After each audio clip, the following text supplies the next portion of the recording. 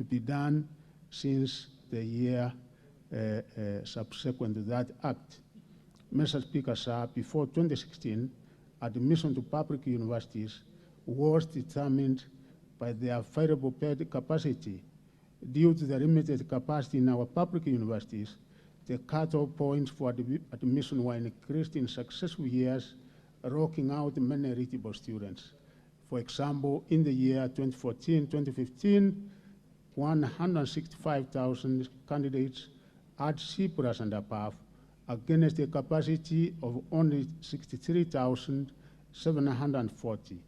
This saw only 38.6% access university education, while 61.4% were left out. In the following year, 2015-2016, 61% of those with a C+ and above were also left out.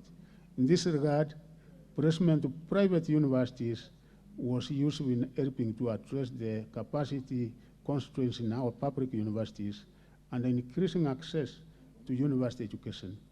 Consequently, in the year 2016-2017 placement cycle, for example, the percentage of students placed in universities grew to 93.46% from 39.02%. The preceding year, table Q007, which I've given there, shows the percentage of students placed when capacities in both private and private universities were utilized. So you can see in these years, the number has actually gone up because we kind of created room for others to get into private universities, and the number went to 93.46%. In addition, Mr. Speaker, private universities also play a critical role in increasing capacity for competitive and priority programs, both locally and internationally.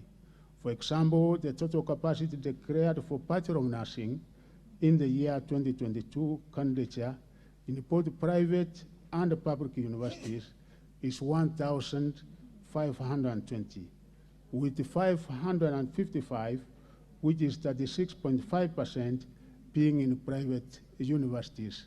So these Kenyans who are 555 who want to do nursing would not have gotten a place because we don't have capacity in our public universities for this particular course, nursing, because it's a technical area, to access this kind of education if we do not have certain private universities that were offering this particular course. The second part of the question, Honorable Speaker, is that after placement of students to universities, the university fund determines and allocates the available funding in accordance with the differential unit cost of the degree program, commonly known as DUC. The DUC has 14 programs, program clusters for undergraduate degree courses. The number of government-sponsored students enrolled in each cluster is used to determine the allocation of the available funds as allocated by the National Assembly. Honorable Speaker, in the financial year 2022-2023, a total of 89,644 government-sponsored students in private universities were funded at a cost of 3,174,791,000 604. This translates to 18.11% of the differential unit cost. The recommended funding per student in both public and private universities is 80% of the DUC. So you can now be able to get the difference between 80% and 18.11. The amount that was disbursed to each private university of the government-sponsored students in the financial year 2022-2023 is indicated in table 9, Q9, which indicates the amount, honorable members and honorable Speaker, that was dispersed to each and every university out of almost the 3.2 billion that you did allocate through the means of education. For the financial year 2023-2024, we project that 18,430 students will be completing their studies, those from private universities. Consequently, the continuing students to be funded in private universities will be 71,214. If the amount allocated remains the same as the allocation in the financial year 2022-2023, then the 71,214 students will be funded at an average of 22% of the DUC. That is the differential unit cost, as opposed to 80%, which of course was the figure which we had committed as a government to be able to allocate. The amount that will be dispersed to each university for the continuing students will depend on the number of students to be funded in the university and the programs that they are pursuing. Because you know, like the most expensive course we have in the country is dentistry, which in Nairobi University was at 740,000. So if government was to give 80% of 740,000, you will be able to see how much it will be. I wish to inform the House, Mr. Speaker, that in the financial year 2023-2024, government scholarships and the new funding university model will not be available to students who choose to join private universities. And I repeat, government scholarships will not be available with effect from this coming financial year for students who make a choice to join private universities. Such students will either be eligible to apply for loans from the Higher Education Loan Support. And the third part of the question is that the number of self-sponsored students in private universities has been declining in successive years since the year 2019-2020 academic year, where it was 54.8%, and compared to the 2022-2023 academic year, where now it has declined to 20%. This can be explained by the fact that an increasing number of students in private universities have been funded by the government in the successful years, and we have also provided a table indicated as Q10, which provides the details of the enrollment. For the same reason of increased government sponsorship, there has also been a decline in the number of self-sponsored students in public universities, from 42% in the year 2019-2020 academic year to 21% in the year 2022-2023 academic year, as shown in the table Q11, which we have been able to indicate very, very clearly. Whether there are enough spaces in public universities, Honorable Speaker, we have said, as indicated in Section 56(1) of the Universities Act, it is the one which mandated the Kenya universities and colleges Central Placement Service to place government-sponsored students in those private universities. The definition of a university distinguishing public from private, and I think that is one of the things that informed the decision that was taken then. The placement service has continued to place government students to universities and programs according to their choices, and therefore also something that we have now since rectified, and we will also be sending certain other amendments in due course to this House for consideration. The final part of the question, Honorable Speaker, is that since the financial year 2017-2018, university students have been funded based on the differentiated unit cost of programs. The government was expected to fund 80% of the cost, while the household fund 20%. But over the years, the number of students placed to universities has grown tremendously and remarkably so, posing challenges to the government's ability to meet the funding obligation. Indeed, the government contribution to the cost has been reducing from 66.4% in the financial year 2018-2019 to what it is now, this particular year, 48.11%, meaning we are not able to provide the remaining 32% to our public universities. And in the private universities, the figure is even lower at 18.11%.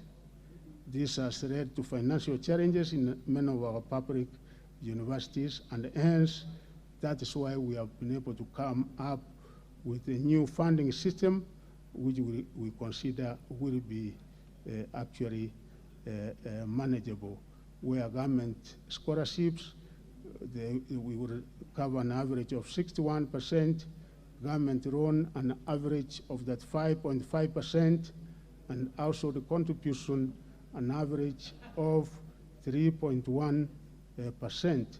And we have been able to, we will be able to use the mean testing equipment that we use in IRON's education board to determine the vulnerable who will be able to enjoy a scholarship of 82% as opposed to a loan of 18%, and the household contribution will be 0, because these are those we consider the highly vulnerable in our society, who we consider that the income is almost 0. Extremely needy, they will be able to get a scholarship of about 70% and a loan of 30%, and the household contribution will be 0, because these are those who have an income of between 0 and 23,000, about 20,000. So they will be able to get up from 23,000 up to around 50. The needy scholarships, we will be able to give 53%, and the loans at the 40%, and the household contribution will be 7%. And finally, the rest needy, anybody we consider enjoying a salary of about 200,000 will be able to get a scholarship of 38%, and if we so wish to get a loan of 55%, and the household contribution will be 7%. The new funding model has various strengths that will ensure the sustainability of our public universities, which are currently undergoing a lot of financial challenges, Honorable Speaker. The funding model is student-centered. Universities will no longer be funded in terms of broad figures. The funding model is based on the actual cost of the program being pursued by the student. This will eliminate the risk of underfunding our universities, as was the case under the DUC model. And from out of our analysis, the cost of programs in our private universities vis-a-vis our public universities, of course, in the various subject areas, we have been able to give examples in the table, like we have given for in the Bachelor of Education and Arts.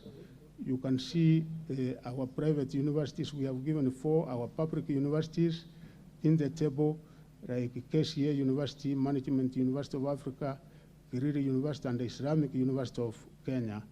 A Bachelor of Arts degree, 77,790, 78,600, 82,350, and for Islamic University of Kenya, 96,000. And of course, our public universities, which one getting access to our public university will be able to access scholarships and other benefits, We have Kibabii, Kisii, Masai Mara, Chuka University, where the same course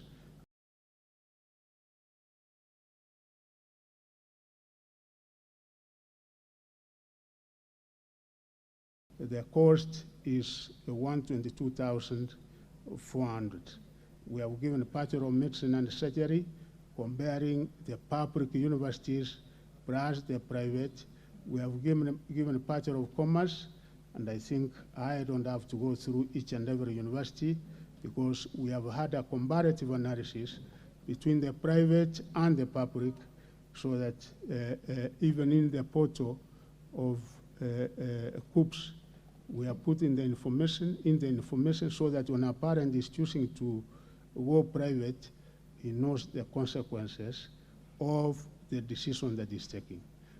And each and every university, we have also been able to provide this fee structure so that the parents and the students will be aware of the amount of fees and how much the government will be able to pay and how much they will be able to pay.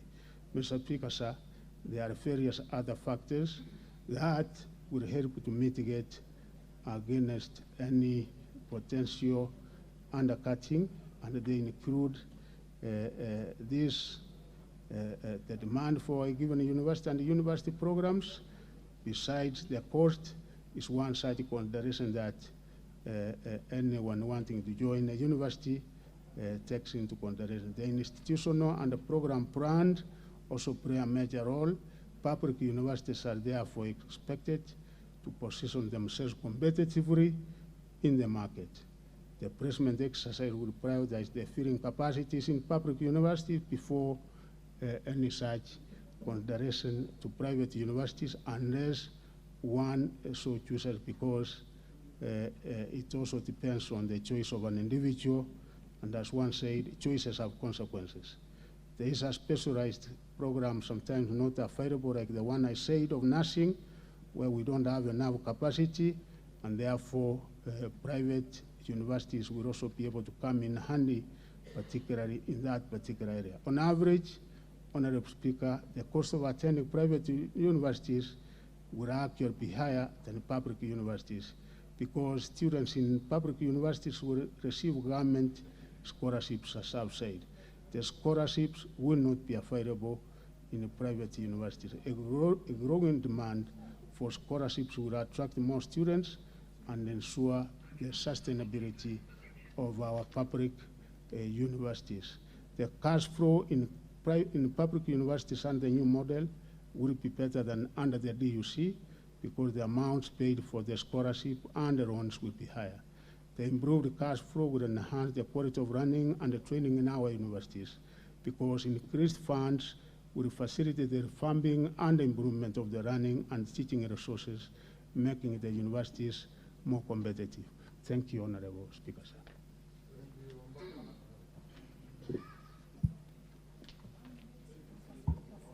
Thank you, Honorable Speaker.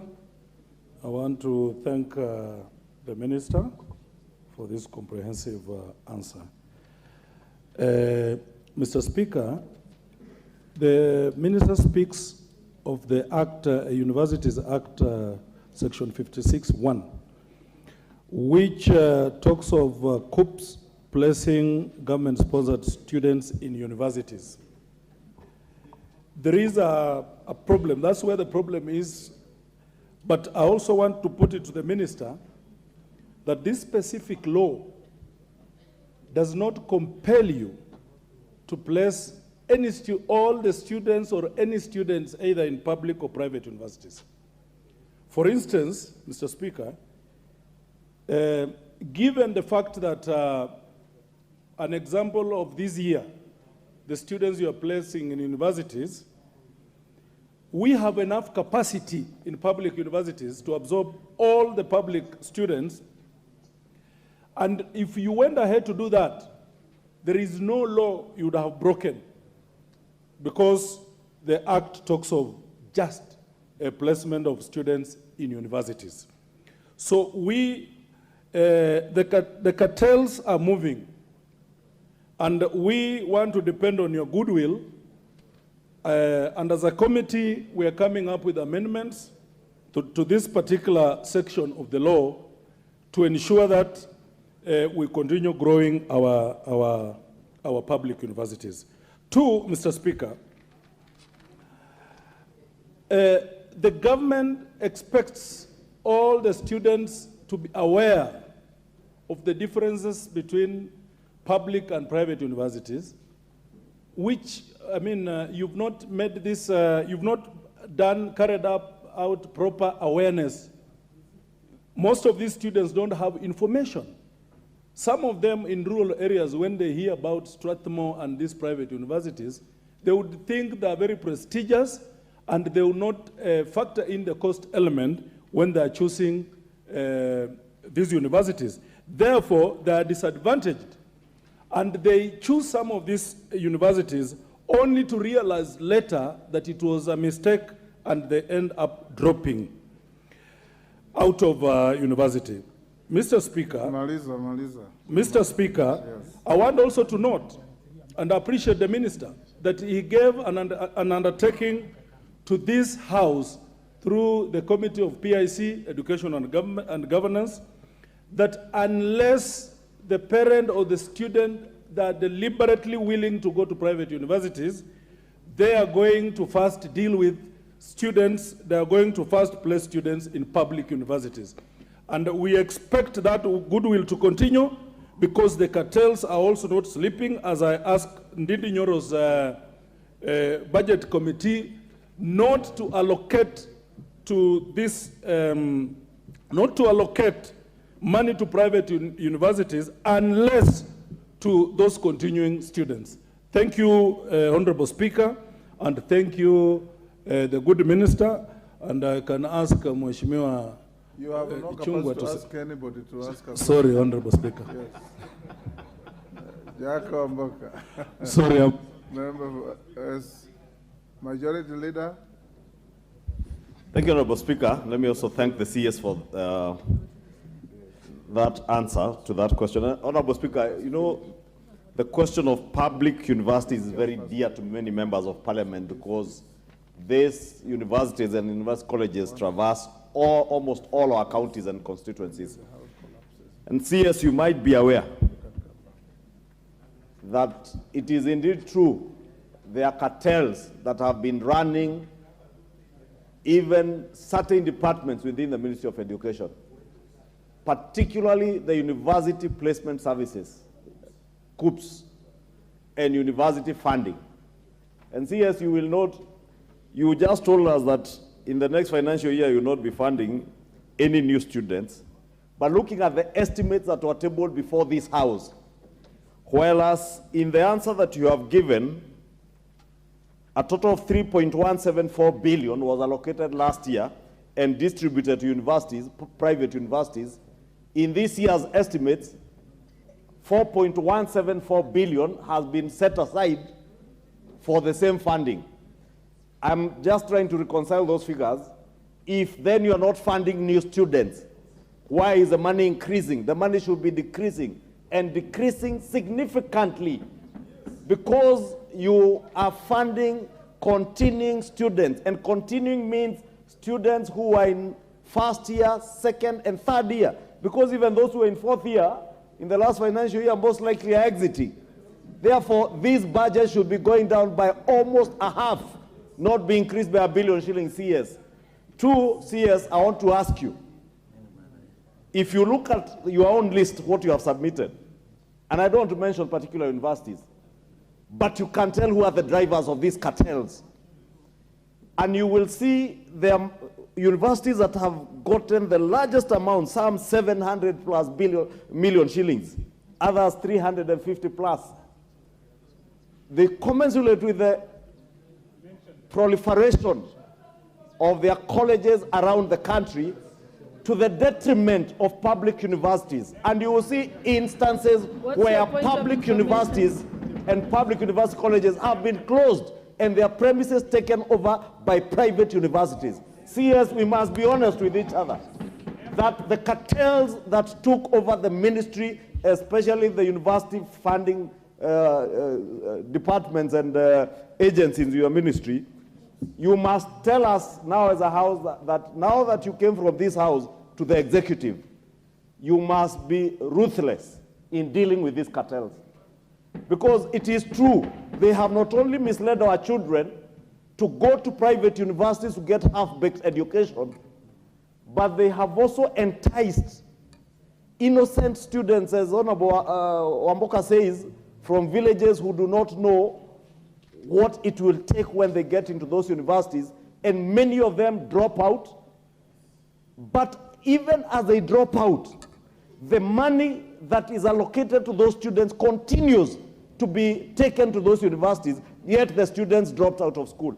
CS, I want to ask you probably at a later date, you must tell this house whether your ministry has instigated or instituted any forensic audits to establish the actual number of students attending classes in those private universities. Because I can tell you, CS, and I speak from my own experience in my own constituency, I have had many students seeking to transfer to public universities. Some succeed, others have moved to KMTCs because we are enticed that you can now go and study in this private university nursing. CS, as you are telling us, that they are going to these private universities because they offer nursing and we don't have capacity in our public universities. Why don't we enhance the capacity of our public universities to offer nursing? Instead of sending our students to these private universities, they go drop out after the first year, they join our KMTCs and other tertiary level colleges, but government continues to pump money into businesses and cartels that took over. And I am not ashamed, CS, to say they took over COOPs, they took over the University Funding Board, and I want you, CS, to just mean business, CS. Let me tell you, CS, just mean business. Conduct a forensic audit. Establish, even within the ministry, who are these rings, or cartels that ring around those ministries and manipulate systems to favor private business. And I have nothing against private business. Indeed, some of the most successful universities around the world are private universities. But they do that and they even contribute to the national growth of the economies by even offering scholarships. How many of these private universities have you seen giving Kenyan students scholarships? None. And they are killing our public universities. Yes, I want to beseech you, please, besides establishing and crushing the cartels in COOPs, in the University Funding Board, CS, as you also institute a forensic audit to establish the actual number of students, because you should be paying to individuals who are attending classes in those private universities, not just numbers. What you pay for are numbers, not students who are attending classes on CS. Please, I also want to beg you, CS, in closing, help our public universities to regain their lost glory, like the University of Nairobi. It is embarrassing that there are private universities now that are running the University of Nairobi out of town. True, these same cartels today are celebrating. They are celebrating that the cost of university education in public universities will always be higher than in their private universities. Why? Because of the cost of overheads in public universities. CS, you have a challenge together with your peers in charge of higher education to re-engineer how public universities are also managed, to ensure that they are efficiently managed, governance is proper. Those that have idle assets like land, that you can utilize that land to generate more income and make the cost of public universities much cheaper than those of private universities. I submit, Madam Speaker. Okay. Honorable Emase, you had a point of order. Thank you, Honorable Speaker. The information I wanted to give to the majority leader is that a reduction was made by the Committee on Education for 1 billion, which we did uphold. We upheld it. So our only concern as budget was what happens to ongoing students? Because they were placed there by the ministry through COOPs. They did not choose to go to the private universities. These students are from our constituencies. In fact, right now, Madam Speaker, we are receiving a lot of Harambee, invitations to raise funds for these students. So our concern as members, can we have the ministry tell us what is going to happen to continuing students, so that if it is for ongoing to complete, provide sufficient funding for the ongoing students to complete as we change the model. But we've advised the fathers, the budget committee, that the ministry carries out an audit to establish exact number of continuing students so that we fund the correct number of continuing students. Thank you, Madam Speaker. Thank you. The Honorable Member for Njoro.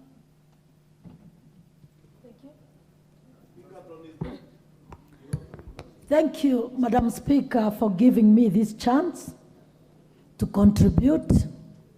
Having listened to what members of parliament have said, let me confirm to this House, Madam Speaker, if there is pain in this country, it is in Njoro constituency, Nakuru County. The biggest institution which has raised many women and men in big institutions in this country. It is over 95 dead. My first question to the CS today, how soon can he resurrect the dying Egerton University? Madam Speaker, allow me to say this. The pain with the lecturers, the pain with the investors, the pain with suppliers, the pain within all the surrounding communities, it is so much. Therefore, Madam Speaker, I'm just asking, let us just get the answer. How soon is it going to be raised? The higher education institutions, Madam Speaker, are really dying in this country. We can no longer shy away, Madam Speaker. Let us get the answer. Let us now walk the talk. We can no longer sit again, Madam Speaker, and continue watching the pain which our people are undergoing. And lastly, Madam Speaker, I am asking a question to the CS again. We have so many TVET in this country. The government, which is led by His Excellency the President right now, they are intending to empower youths. How do we empower youths when even the TVET we constructed by contributing CDF funds, they are not even fully equipped? Thank you, Madam Speaker. Thank you. The Honourable Member for Baringo North, Honourable Joseph Makila. Let's make it brief so that other pocket. Yeah, I will be very brief, Madam Speaker. A quick one, now that we are talking about university, I would like to ask the Cabinet Secretary that there are teachers who marked the KCSE almost 8 months ago, and they have not been paid, and the students are about to join university. What plans do you have to the teachers of Kenya who marked the KCSE 2022? Secondly, Madam Speaker, is the Minister for Education, a good friend, when he came here for the first time, Cabinet Secretary, you made a pronunciation. And some teachers are not listening, and I'm told you also made the same in Mombasa. We said KCSE certificates that are held in schools be released. Can we have therefore the circular and make a public pronouncement in a radio and a television so that the hustlers who were able to complete school will be able to take their certificates, because there is no relationship between KCSE certificate and fees, because it was paid by NEC and it has no debt at all.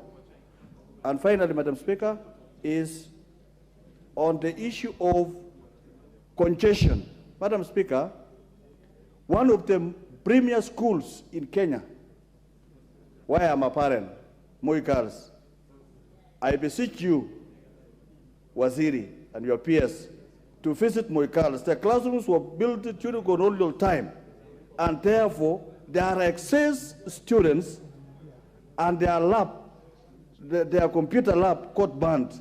Could the minister save the only premier institution of culture in Kenya? And finally, CS, my good CS, there is a school in my constituency called Yatia. That school, the workers have not been paid for the last almost 2 years because the school is unable to get income because the students who are in that school have reduced to 31 because of panditry. What plans do you have to ensure that Yatia Secondary School is brought back to normal because it saves the children in pastoral community? The other things, Madam Speaker, I will visit the CS to share with the Permanent Secretary. Thank you. The Honorable Member for Nyando.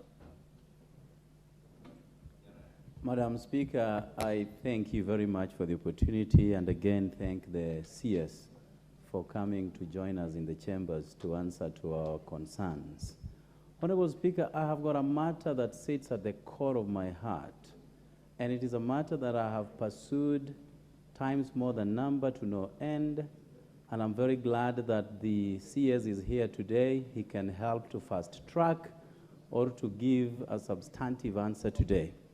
Honorable Speaker, Nyando constituency has got two sub-counties, Kadibo sub-county and Nyando sub-county, Honorable Speaker.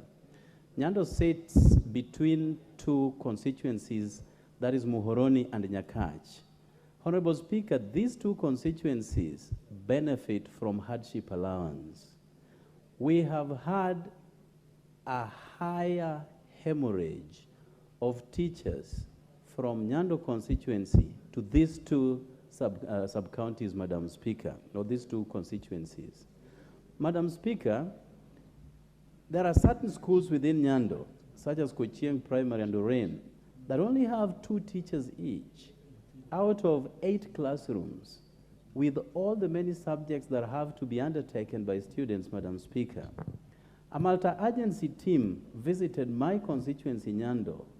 I think let's not tell the story, just get on to exactly what you want. Yes, cutting across the two sub-counties, Honorable Speaker. And they did give a report, which was a seal of approval for Nyando to be gazetted as a hardship zone, Honorable Speaker. Now, we are disenfranchising these students by disruptions. As soon as a teacher reports in Nyando, they're already applying for transfers to these two neighboring constituencies, Madam Speaker.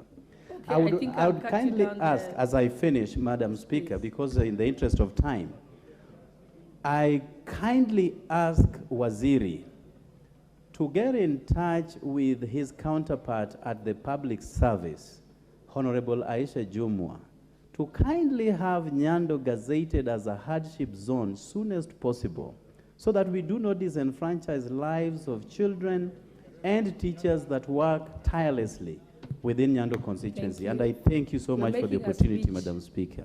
Okay. The Honorable Member for Tindiret. Thank you, Honorable Madam Speaker. And first of all, Madam, also be brief, please. I want to be brief, Madam Speaker. First of all, I want to laud the CS for the good contributions that is made in the House this afternoon. But, Honorable Speaker, I want to just agree with the Majority Leader and the Chair for PIC and Education and Governance on the private universities. When the issue came before our committee, Madam Speaker, the private universities had increased funding by up to 4.1 billion shillings. My committee sat and we realized that that was actually very wrong. And I want to agree with members that the CS should realize that if there are some cartels working with the University Funding Board and the Department of Higher Education, he should take action. Because we reduced that money from 4.1 to 2.4. But we asked again the ministry to furnish us with the list of students in those universities. But I've realized, Madam Speaker, that the number of students are very few.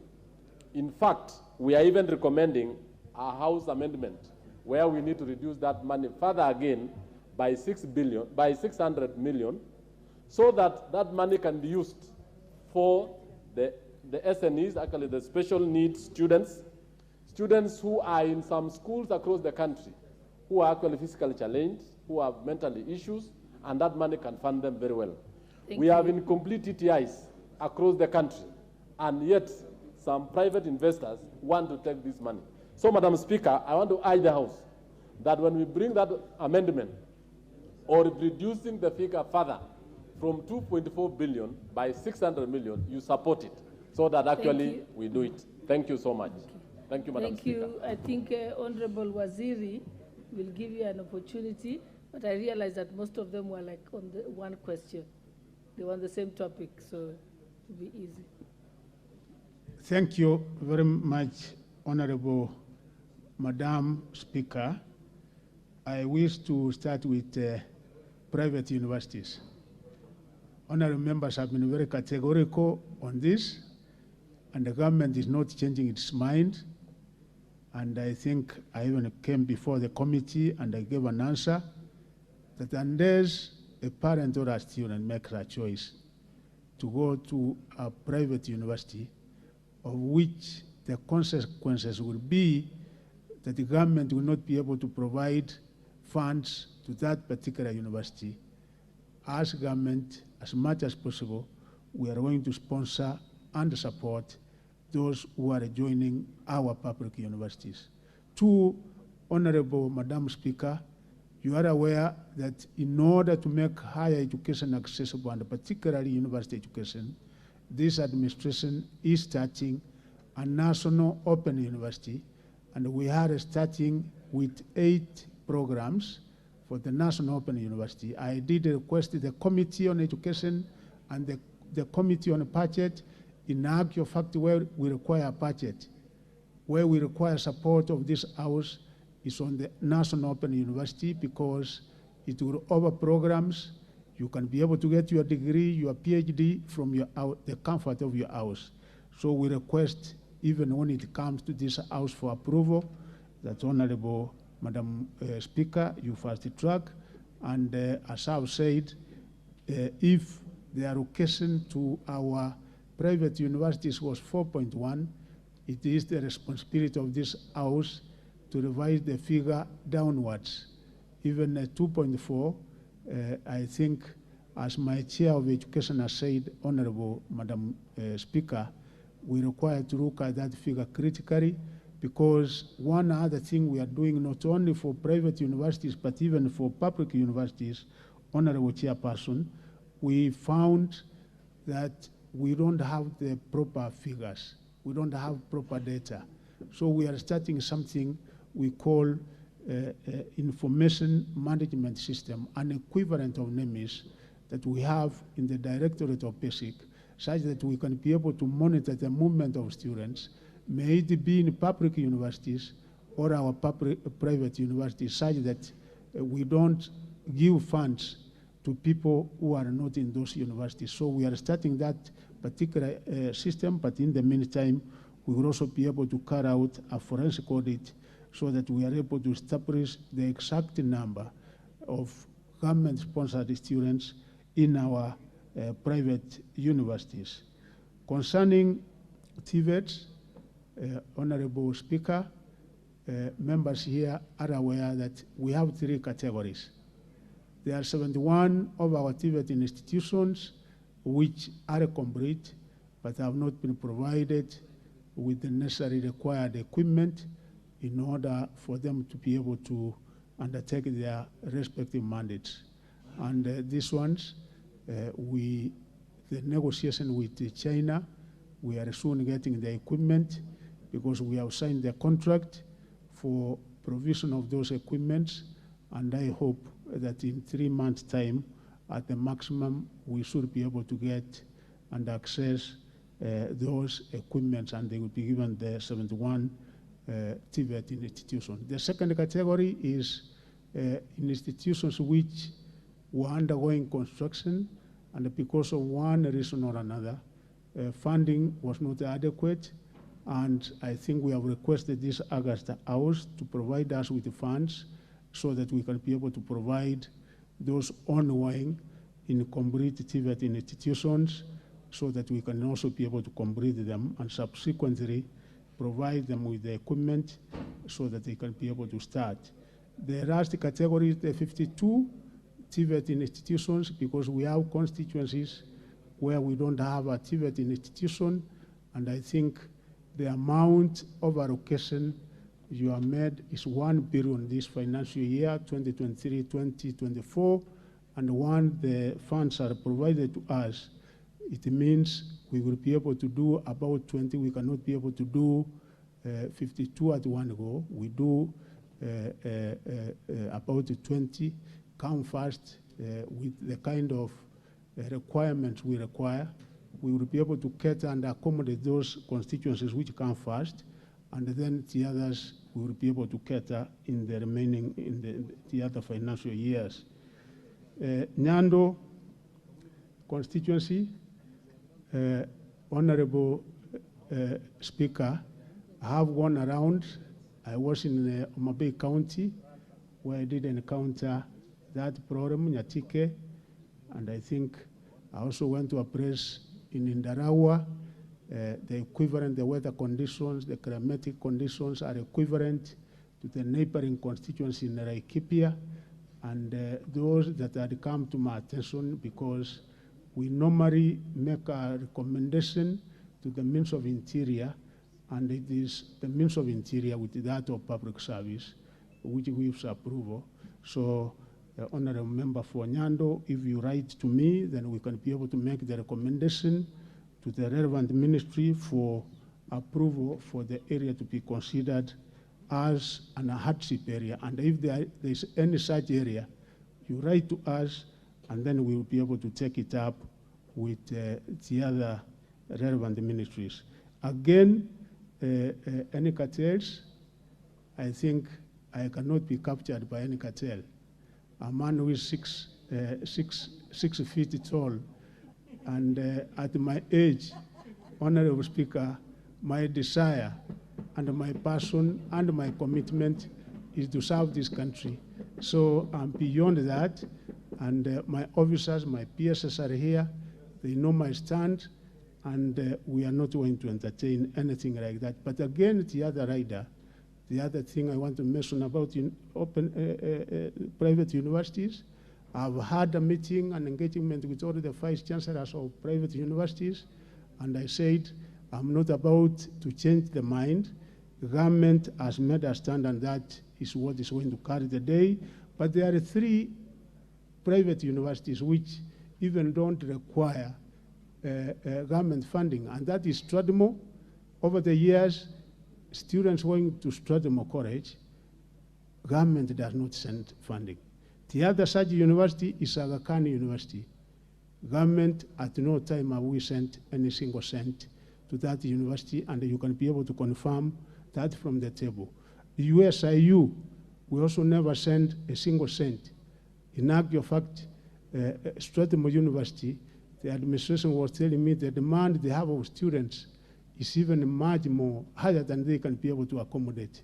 So we are asking the other private universities to take the kind of measures these other 3 universities have taken, so that they don't have to rely on the government for funding.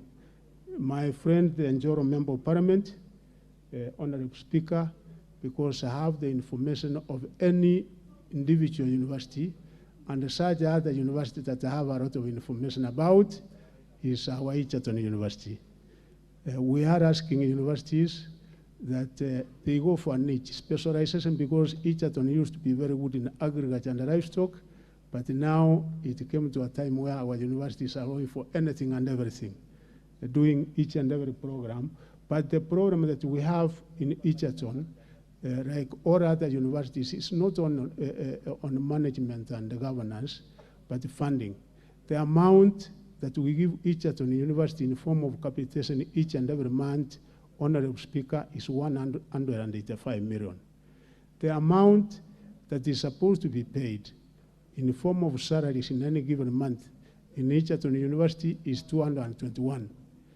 And hence, for almost the last 1 year, they have been paying 60% of the salaries because of the amount of capitation that we give them. It's a matter that we are trying to address as a government, so that we see whether we can be able to improve the level of capitation from what it is now to the specific figure that they incur in each and every month. The other thing that we are trying to do, and I think we are coming to Egerton, because we have governance management issues with some of our universities. We have had several meetings with the vice chancellors, and I think we have agreed on the way forward.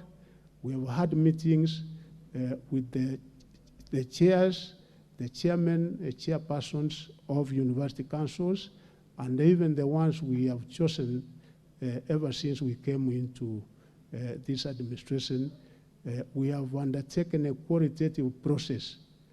If a university is in your constituency and you find we have chosen people who are not up to the required standard, then come to me, particularly the ones I've done, because I do a lot of due diligence.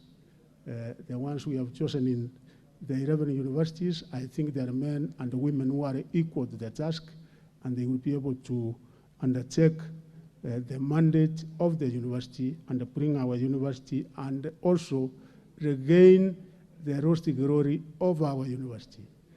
Particularly what the honorable member for Kikuyu said, most of us went to the university, and you have seen I've made changes, and in that university there's a new chairperson and the new members of the council, whereas others, if you go to Pwani universities, the caliber, the people we had in the councils, you get 22, 23, my friend knows.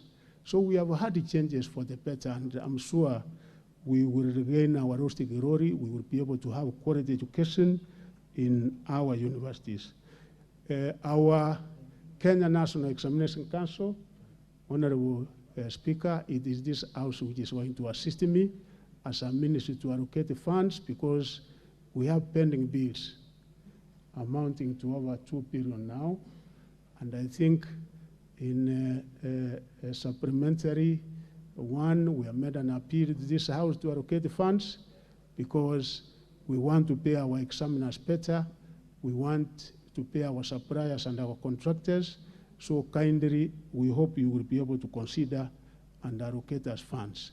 Release of certificates, members, please help me, because we have made it very clear to our principals, because the Kenya National Examination Act makes it very clear that you cannot withhold a certificate for any other reason. So in case we have any such case, bring it to my attention, and we will be able to take action, because there are those Kenyans, even once we issue directives, sometimes they don't respond in a way that they are supposed to.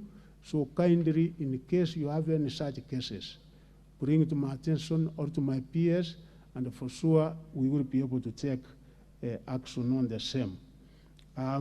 Yati Secondary School, honorable member, I think some of these cases have an open door policy. Members, you know that, and my peers here know that all of us in the midst of education, we have open door policy, such that any member of parliament coming, we will be able to engage. Whatever you want us to do as a ministry, we will be able to have it done. Thank you, honorable speakers. Thank you very much. I now take this opportunity to thank you, Mr. Cabinet Secretary, for the time that you have taken in patiently explaining the answers to the members of parliament. Thank you and have a good evening. Next order.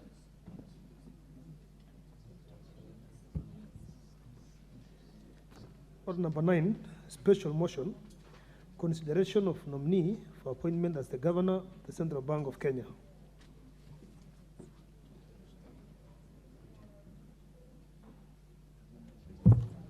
Chairperson for Finance Committee.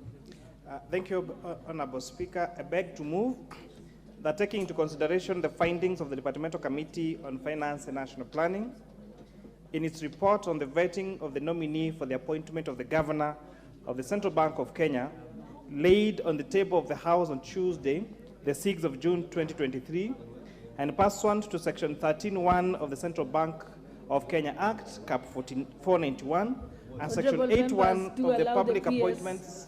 Hold on, honorable members, do allow the PS to go to the waiting room. You can engage him there.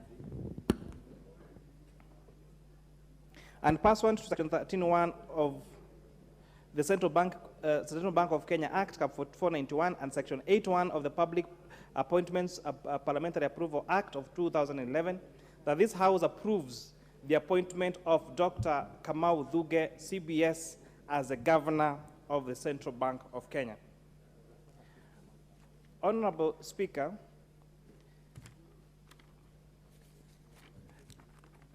the Central Bank, Article 231(1) of the Constitution of Kenya establishes the Central Bank of Kenya. The objects and functions of the Central Bank of Kenya are set out in Article 231(2) of the Constitution, read together with sections 4A of the Central Bank of Kenya Act. The bank, Honorable Speaker, shall be responsible for formulating monetary policy, promoting price stability, issuing currency, and performing other functions conferred on it by the Central Bank of Kenya as per Cap 491. Section 13 of the Central Bank of Kenya Act 491 establishes the office of the governor, who shall be appointed by the president through a transparent and competitive process, and with the approval of the National Assembly. The governor shall be the principal representative of the bank. Honorable Speaker, pursuant to Section 13 of the Central Bank of Kenya Act, and the Public Service Commission invited applications from suitable candidates and qualified candidates to apply for the position of Governor of the Central Bank of Kenya. This advertisement was published in the print media and on the Commission's and on the bank's website, on the Commission's website on 30th March 2023.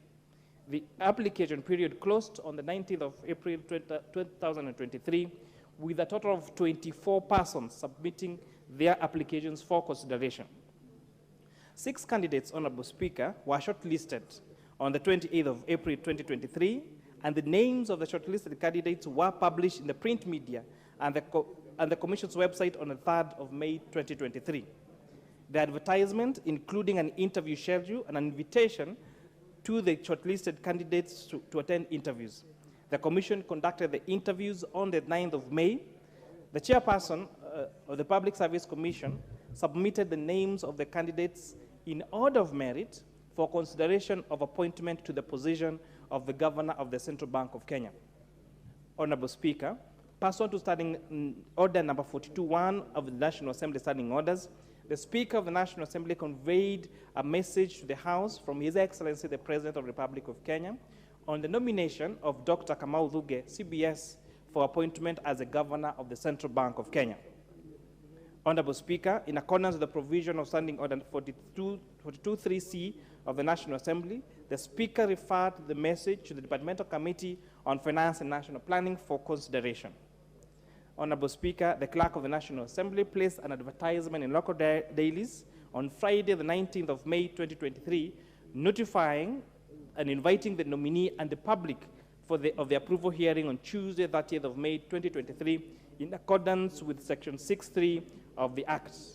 Further, Honorable Speaker, the notification invited members of the public to submit any information on the suitability of the nominee in accordance with Section 6(9) of the Public Appointment Parliamentary Approval Act. Honorable Speaker, Section 13 of the Central Bank of Kenya provides what the role of the Central Bank Governor does, and also provides the constitutional requirements for one to be considered as a qualified candidate for the Central Bank Governor. Honorable Speaker, for the record, the committee did conduct a vetting process for the nominee for the Central Bank Governor, Dr. Kamau Thuge, and were guided by the following statutes. 1, the Public Appointments Parliamentary Approval Act, number 33 of 2011, Chapter 6 of the Constitution on matters of leadership and integrity, the Leadership and Integrity Act, Cap 182, the Central Bank of Kenya Act, Cap 491, the Public Service Values Principles Act, number 1A of 2015, and Honorable Speaker, the Public Officer Ethics Act, Cap 183. Honorable Speaker, the Public Appointments Parliamentary Approval Act of 33 of 2011, Section 7 provides for the issues which the National Assembly is supposed to consider in relation to the nomination. 1, the procedure used to arrive at the nominee. 2, the constitutional statutory requirements relating to the officer in question. And 3, the suitability of the nominee for the appointment proposed, having regard to whether the nominee's abilities, experiences, qualities meet the needs of the body to which the nomination is being made. Section 6 of the Public Appointments Parliamentary Approval Act provides direction in the conduct of approval hearings, which are that the approval hearings shall focus on the candidate's academic credentials, professional training and experience, personal integrity, and background as per Section 6(7), Honorable Speaker. The criteria specified in the schedule shall be used by a committee during an approval hearing for the purposes of vetting a candidate as enshrined on Section 6(8) of the Act, Honorable Speaker. Any person prior to the approval hearing may, with their written statement on oath, provide the clerk evidence contesting the suitability of a candidate to hold the office to which the candidate has been nominated as per Section 6(9). A candidate may, Honorable Speaker, at any time by notice in writing, address to the clerk withdraw the approval process, and candidate's nomination shall end as contained on Section 6(10), Honorable Speaker. The period for consideration of the nomination is spelled out on Article 6, on Section 8(1) of the Public Appointments Parliamentary Approval Act, and that provides that the committee shall throw together the nomination and table their report to the House for debate and decision-making within 28 days from the date on which the notification of nomination was given. Section 9, Honorable Speaker, stipulates that where the Houses do not meet on the prescribed timelines, the nominee shall be deemed to have been approved. Honorable Speaker, pursuant to Section 6(8) of the Act, the criteria for vetting is comprehensively pursued in the questionnaire and the schedule of the Act that provides the requirements that these candidates are supposed to provide for the committee for the approval, Honorable Speaker. The constitutional provisions that the committee used in the vetting process and arriving at the suitability of the candidate of one Dr. Kamau Thuge for the position of Governor of Central Bank is Chapter 6 of the Constitution, Honorable Speaker. Chapter 6 of the Constitution of Kenya, Honorable Speaker, Article 10(2) of the Constitution on National Values and Principles of Governance, Article 118 of the Constitution, Article 124(4) on the parliamentary approval of public hearings, the Leadership and Integrity Act, the Central Bank Act, Cap 491, the Public Service Values and Principles Act, the Public Officer Ethics and the Ethics Act, Honorable Speaker. Having placed the nomination, the advert on the vetting of the nominee for Central Bank Governor, we did ask the several institutions as outlined by Chapter 6 of the Constitution to do a letter to the National Assembly indicating the suitability of Dr. Kamau Thuge as contained in Chapter 6 of the Constitution. These institutions are the Ethics and Anti-Corruption Commission, the Kenya Revenue Authority, the Higher Education Loans Board, the Directorate of Criminal Investigations, and the Office of the Registrar of Political Parties. Honorable Speaker, I confirm that we did receive notification and letters from all these bodies, that is the EACC, KRA, HELB, DCI, and Office of Registrar of Political Parties, clearing the Dr. Kamau Thuge as being a suitable candidate as outlined by Chapter 6 of the Constitution. Prior to the meeting, prior to the approval hearing, Honorable Speaker, on Tuesday, 20th of May, we held a pre-vetting exercise and agreed on the way to carry out the nomination, the vetting exercise as contained in our Constitution, Honorable Speaker. During the hearings, Honorable Speaker, we were able to identify the following: that one, Mr. Kamau Thuge is a Kenyan citizen by birth, of ID number 276455149, and was born on the first day of August of 1957 in Kiambu County, and does not hold any dual citizenship. Honorable Speaker, we are able to identify and prove that one Dr. Thuge holds a doctorate degree in economics, a master's degree in economics from Johns Hopkins University, Maryland, USA, having graduated in 1992 for his PhD and 1982 for his master's respectively, and is also a holder of a bachelor's degree in economics from Colorado College, Colorado, USA in 1980. Honorable Speaker, the nominee did inform the committee that he had many years of experience working as an economist since 1985, having started with the International Monetary Fund for over 20 years, and the 12 years he worked at the Kenya National Treasury. Honorable Speaker, Dr. Duge's specialization was in designing macroeconomic policies, fiscal and monetary and exchange rate, and financing and financial programming. This model was critical in ensuring that the macroeconomic framework involving the real sector, fiscal and monetary sectors, and the balance of payments were eternally consistent to serve as a platform for rapid economic growth, poverty reduction, and wealth creation.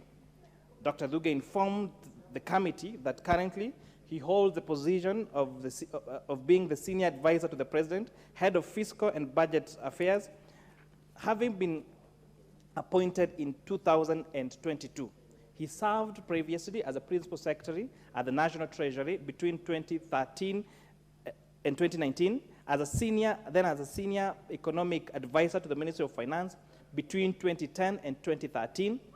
He served also the deputy division chief of the International Monetary Fund between 2008 and 2010. He also served as economic secretary and the head of economic affairs, Department of National Treasury, Kenya, between 2005 and 2008. He was also the head of fiscal and monetary affairs department at the National Treasury between 2004 and 2005. He was also the economist, a senior economist with IMF between 1985 and 2004. And before then, Honorable Speaker, after his PhD, he taught at the University of Franklin and Marshall in Pennsylvania in USA.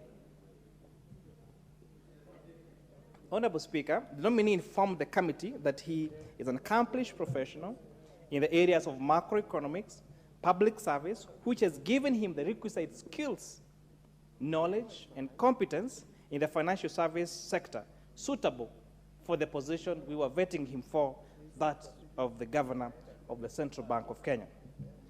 Honorable Speaker, on matters of integrity and leadership, Dr. Duge informed the committee that in 2019, when he was serving as a principal secretary for National Treasury, the Office of the Director of Public Prosecution preferred charges against him and his cabinet secretary in the National Treasury in relation to the construction of Aurora and Kimorel dams under the State Department of Regional Development. Honorable Speaker, key to note is in 2021, the Office of Director of Public Prosecution terminated the charges against him while turning him into a state witness. And this matter, Honorable Speaker, is pending in court, and the candidate has attended the court proceedings when he is required to do so. The nominee also indicated that he has never been adversely mentioned in any investigation report of Parliament or any committee of inquiry in the 3 years that he served as a principal secretary for the National Treasury. Our nominee, Honorable Speaker, is worth 450 million shillings. He does not foresee any conflict of interest because he does not hold any shares in any banks. He has never been a member of any political party. On asked on what the vision for the nominee is of the bank, Dr. Duge informed us that he noted that the supervision of banks is on real-time basis. Since the digital credit providers were already on board, he oversees a situation where they're going to be a real-time basis oversight of the banks, and especially with the emergence of the digital credit providers and the enormous growth in fintech institutions, Honorable Speaker.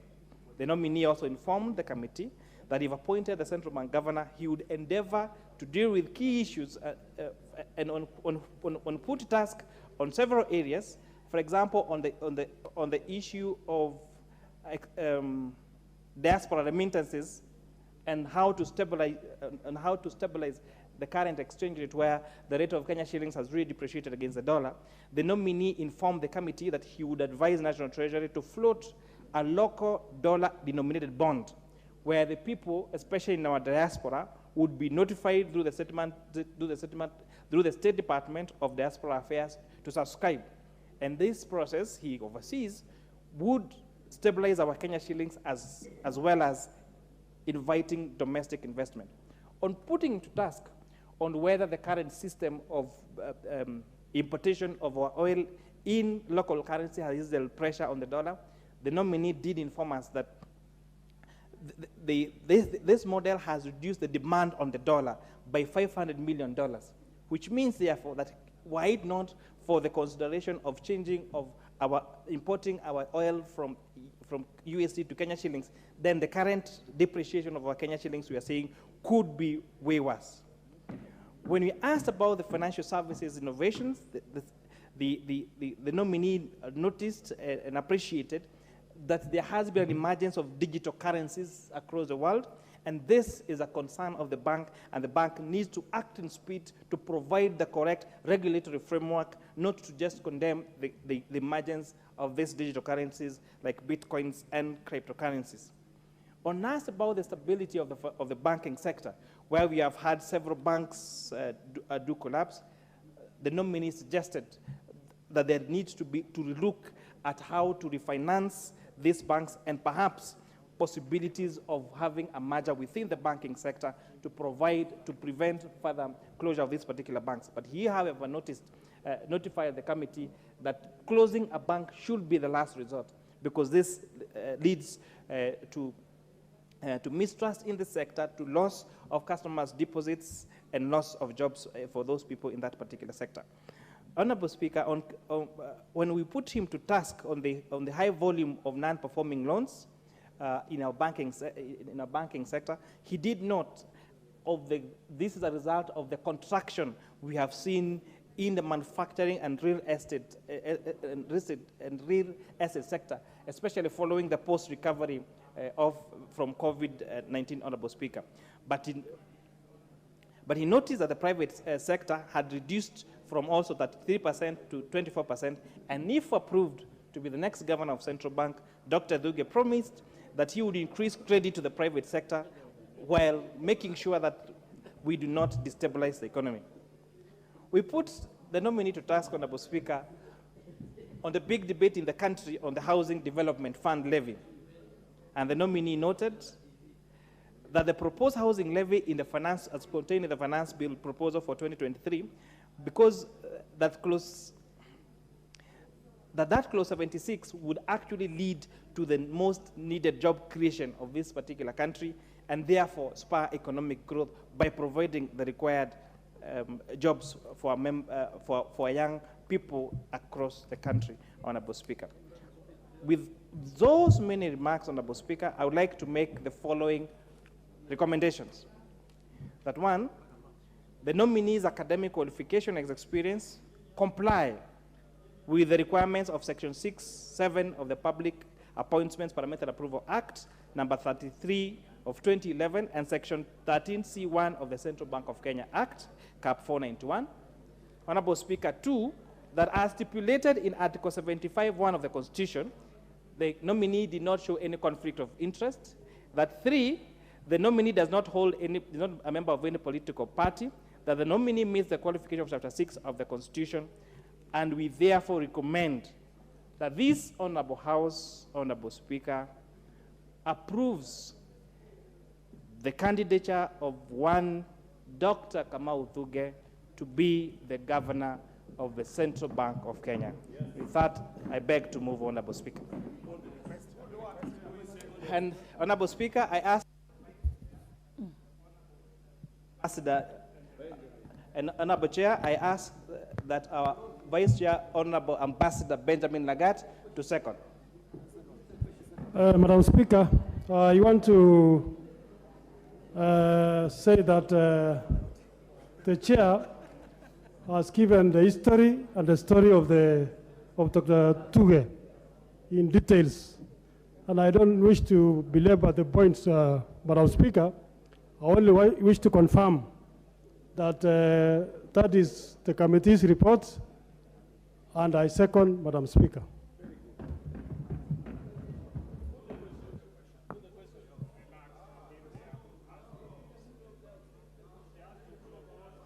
Hold on, members.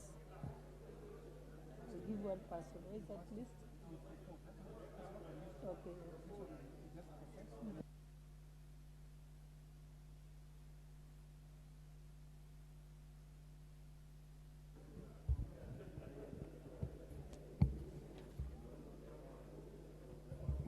Okay, honorable members, I now propose the question that taking into consideration the findings of the Departmental Committee on Finance and National Planning in its report on the vetting of a nominee for the appointment as Governor of the Central Bank of Kenya, laid on the table of the House on Tuesday, 6th June 2023, and pursuant to Section 13(1) of the Central Bank of Kenya Act Cap 491 and Section 8(1) of the Public Appointments Parliamentary Approval Act of 2011. This House approves the appointment of Dr. Kamau Thuge, CBS, as Governor of the Central Bank of Kenya.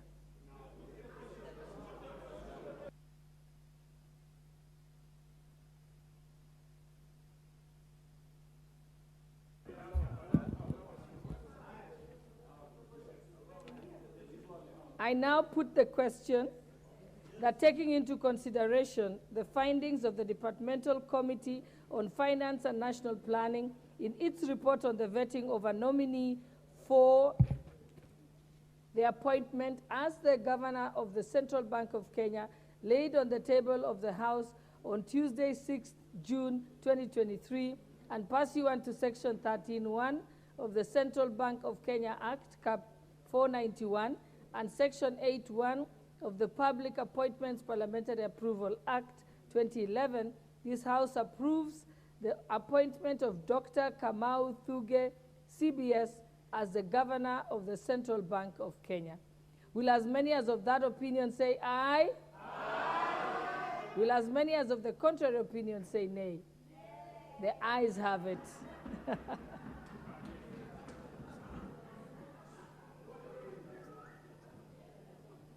Next order.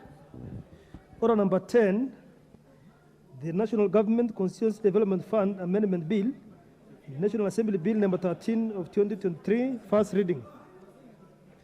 A bill for an act of parliament to amend the National Government Constituencies Development Fund Act. Next order. Order number 11, motion, consideration of the first of the budget estimates for the financial year 2023-2024. General debate, day one. I call upon the chairperson of the Budget and Appropriations Committee.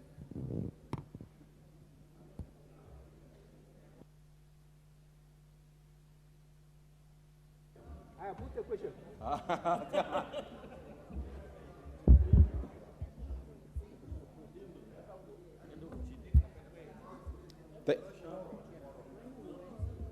You may proceed, Chairperson. Okay. Thank you very much, Madam Speaker, for this opportunity to move the report for the Budget and Appropriations Committee in regards to the estimates, budget estimates for financial year 2023-2024. Madam Speaker, before I move the content and the substantive issues, allow me first of all to really thank all the members of the Budget and Appropriations Committee, and especially led by the Vice Chair, the Honorable Mary Emase, and all the 27 members of the Budget and Appropriations Committee. Madam Speaker, also, allow me to really thank all the departmental chairs. And because today is just debate, Madam Speaker, we'll be putting the question later on. There are some things I would really want to go to record. And number one is to thank all the departmental chairs singularly, because many times, Madam Speaker, Budget and Appropriations Committee does the work of coming here to bring the report, but the bulk of the work is done by these chairs. Madam Speaker, I want to thank the Honorable Alice Nganga, and these are the chairs for various departmental committees, the Honorable Kareba Mushangi, the Honorable Mutunga Kanyuthia, the Honorable Vincent Musioka Kawaya, the Honorable Gabriel Togoyo, the Honorable KJ Kerie, who is here, the Honorable David Gikaria, the Honorable Nelson Koech, the Honorable Kagongo Bowen, Julius Kibowet Mary, the Honorable James Gakuya, the Honorable KK from Molo, the Honorable Peter Rochakapong, the Honorable Joas Nyamoko, the Honorable Robert Pokose, Doctor, the Honorable Wanyama, the Honorable Johanna Ngeno, Honorable G.K. Kariuki, the Honorable Gitonga Murugara from Tharaka-Nithi County, and the Honorable Japheth Kareke Bioki. Madam Speaker, I have done this deliberately because these chairs, Madam Speaker, and all the memberships of these departmental committees. Honorable Member, do you want to formally move the motion? Then you can go to the submissions. All right. Okay. Thank you, Madam Speaker. And even before I continue, I wish first to move the report.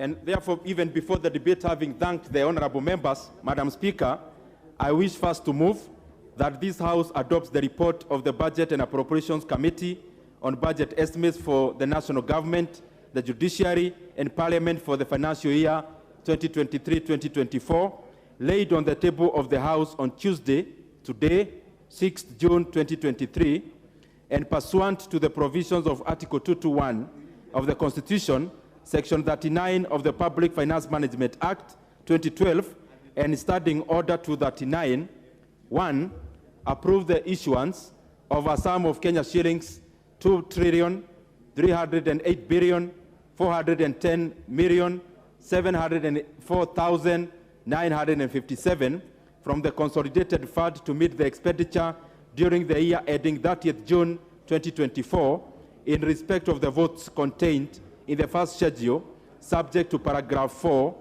that is Committee of Supply. 2, make the policy resolutions as contained in the second schedule of the order paper. 3, makes financial resolutions as contained in the second schedule of the report. And order that the Speaker do now leave the chair to facilitate the consideration of the said budget estimates with respect to each vote and program in the Committee of Supply as contemplated under Standing Order 240, that is the consideration of estimates in the Committee of Supply.